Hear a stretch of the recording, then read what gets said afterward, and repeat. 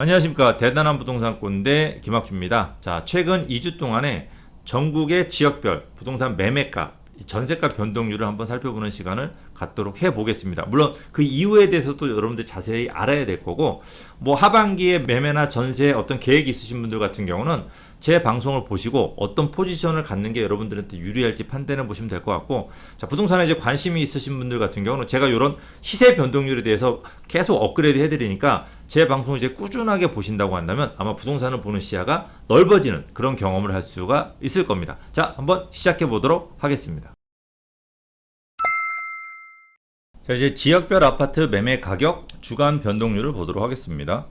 자, 요게 지금 우리가 9월 13일까지는 한 주마다 내용을 봤었는데 9월 13일 이후에는 그 한 주를 지나서 바로 추석 연휴가 껴있기 때문에 2주, 9월 13일부터 9월 27일까지 2주치를 한 번에 봤다는 요것만 좀 알고 계시면 될 것 같습니다. 그래서 9월 13일까지 수도권 같은 경우 전체적으로 변동률이 점점점 낮아지다가 9월 13일 이후에 다시 이제 반등을 했다라고 보시면 될 것 같습니다. 그래서 전체적으로 이제 가을 이사철이 오다 보니까 매매가가 조금씩 올라가고 있는 추세로 가고 있다.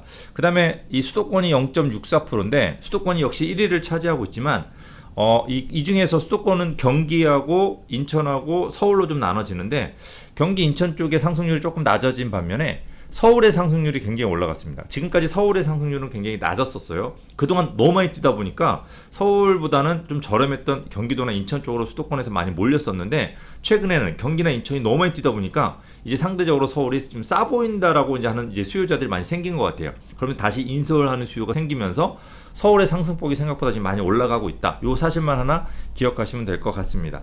뭐 지역별 아파트 전세 가격 주간 변동률 같은 경우도 역시 9월 13일 이후에 이제 추석이 지나면서 조금씩 상승폭으로 돌아서고 있다. 아무래도 이제 가을 이사철이다 보니까 가을 이사철을 맞아서 새로 신규 계약하는 전세 가격이 굉장히 많이 올라가고 있다고 생각하시면 될 것 같습니다. 자, 이제 다음은 지역별 아파트 매매 가격 주간 변동률을 볼 텐데 제주가 1위를 기록하고 있습니다. 역시 제주 상승률이 계속 지난주에 비해서 무섭게 상승하고 있고, 그 다음에 인천 같은 경우가 2위를 차지하고 있습니다. 인천 같은 경우도 기존에 뛰던 게 뛴다기보다는 동구 위주로 조금 더 저렴하게 뛰지 않은 지역들 위주로 인천도 무섭게 지금 상승하고 있고, 광주 같은 경우 5대 광역시에서 유일하게 많이 상승을 기록하고 있는데 이 광주 같은 경우도 워낙 그동안 안 뛰었기 때문에 광주가 굉장히 생각보다 저렴한 아파트가 많습니다. 그래서 그런 저렴한 아파트 위주로 상승하고 있습니다. 충북도 마찬가지고요.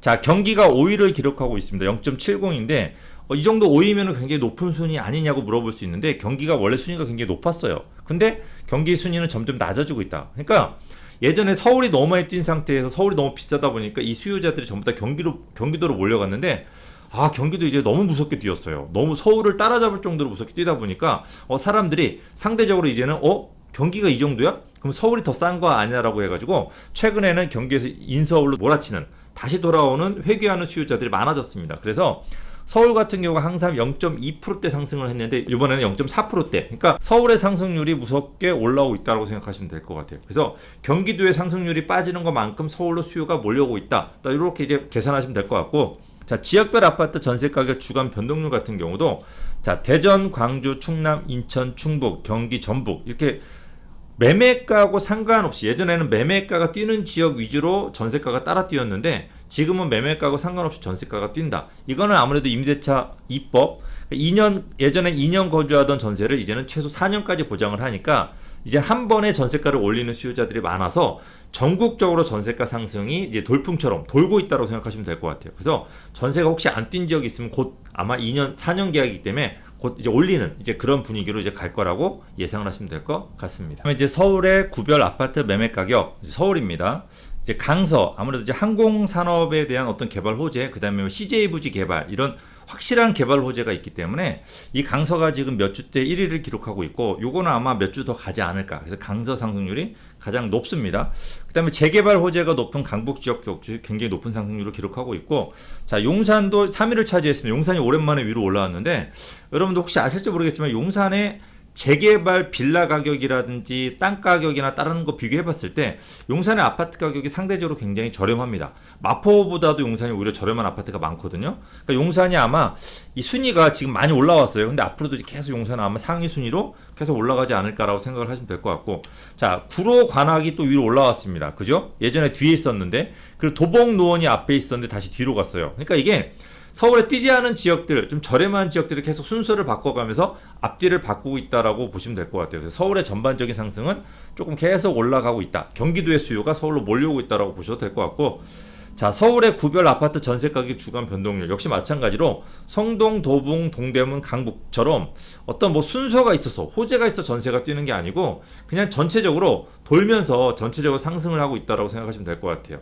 그리고 뒤로 보면 서초나 마포가 상승률이 굉장히 낮은데 우리 서초, 마포, 강남 같은 경우는 실제로 이런 주간 변동률에서는 순위가 좀 낮게 형성을 하지만 서초나 강남 같은 경우 대단지 아파트들의 전세가 매매가 상승률은 정말 무시무시합니다. 그러니까 이게 우리가 눈으로 보는 거하고 실제 여러분들이 가서 피부로 느끼는 건 완전 다를 거예요. 왜 이거는 나홀로 단지라든지 굉장히 작은 것까지 포함을 하다 보니까 이렇게 되는 거고, 단지가 큰 것들은 다른 지역대에 대비했을 때 서초, 마포, 강남은 굉장히 높게 상승하고 있다. 이런 부분들은 조금 알고 계셔야 될 것 같습니다. 자, 이제 경기도 12월 아파트 매매가격 주간 변동률을 살펴보겠습니다. 자, 1위는 평택입니다. 이 평택 같은 경우는 아무래도 서해선 복선 전철이나 안중개발 이런 개발 호재에 의해서 뛰는 거고, 자, 오산 같은 경우도 이제 분당선 연장선 이제 그런 교통 호재, 안성이나 의정부도 교통 호재입니다. 뭐 의정부는 당연히 이제 GTX 호재인 거고요.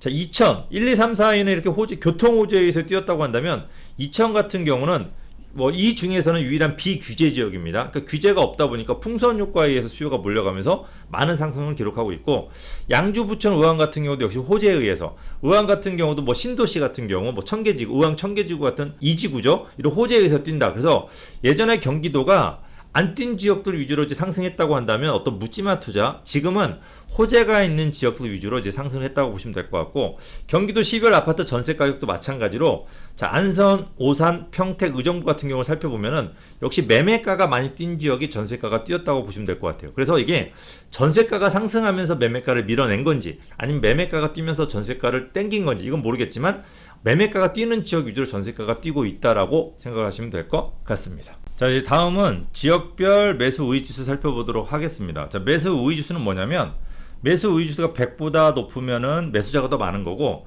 매수 우위 지수가 100보다 낮으면은 매도자가 더 많은 겁니다. 팔려고 하는 사람이 더 많은 거죠. 그래서 전국적으로 봤을 때는 84라고 하는 5대 광역시들 같은 경우는 100보다 낮은 84를 기록하고 있지만, 나머지 지역들, 서울을 포함한 나머지 지역들은 100 이상을 기록하고 있다. 서울도 102 정도를 기록을 하고 있습니다. 어쨌든 결론은 한 달 전보다는 매수 우위 지수가 전국적으로 우하향으로 낮아지고 있다라고 보시면 될 것 같아요. 그러니까 이제 금액이 너무 많이 뛰다 보니까 살려고 하는 사람보다는 이제 팔았으면 좋겠다고 하는 생각이 더 많은 거예요. 그런데도 불구하고 집값은 굉장히 많이 뛰고 있어요. 왜 뛰고 있냐면 팔려고 하는 심리는 높지만 실제로 팔질 못해. 왜? 양도세가 너무 높아서. 그래서 만약에 이 양도세를 낮춰줘서 만약에 매물이 많이 나오는 정책으로 바뀐다고 한다면 생각보다 물건이 많이 쏟아지면서 이 매매가가 잡힐 수 있는 가능성도 굉장히 높지 않나 라고 하는 게, 요거를 살펴보고서는 조금 예측을 한번 해볼 수 있지 않나, 그런 생각을 해볼 수가 있을 것 같습니다. 다음은 이제 지역별 매수 우위수 주간 추이인데, 자, 5대 광역시 중에서 이제 광주만 유일하게 상위권에 들어와 있습니다. 나머지 지역들은 굉장히 낮아요.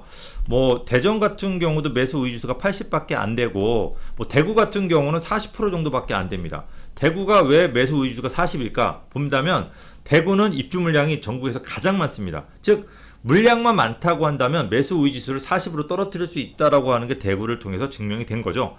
그럼 이제 수도권 같은 경우도 나중에 물량이 많아지면 매수 우위 지수가 40으로 떨어질 수 있을 것 같은데, 그게 언제냐라고 이제 기다리시는 분들이 많이 계실 거예요. 아마 최소 3년에서 한 4년 정도는 걸리지 않을까. 신도시들이 입주를 시작을 못 하더라도 어느 정도 입주할 모양새는 갖추어야지 매수 우위 지수가 돌아서지 않을까라는 생각을 합니다. 그래서 지금처럼 양도세 중과에 의해서 기존 매물이 나오지 않는다고 한다면 아마 그 기간은 4, 5년 정도로 더 길어질 수 있다라고 생각을 하셔도 될 것 같습니다.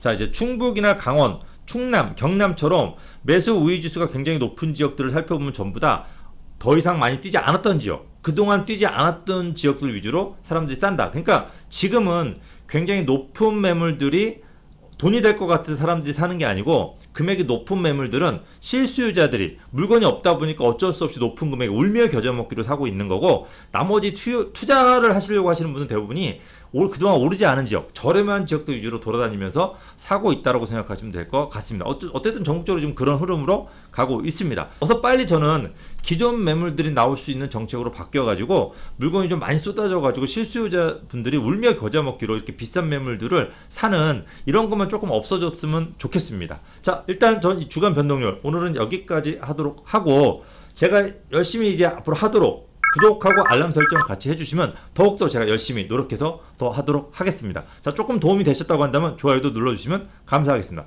자, 저는 여기서 물러가도록 하겠습니다.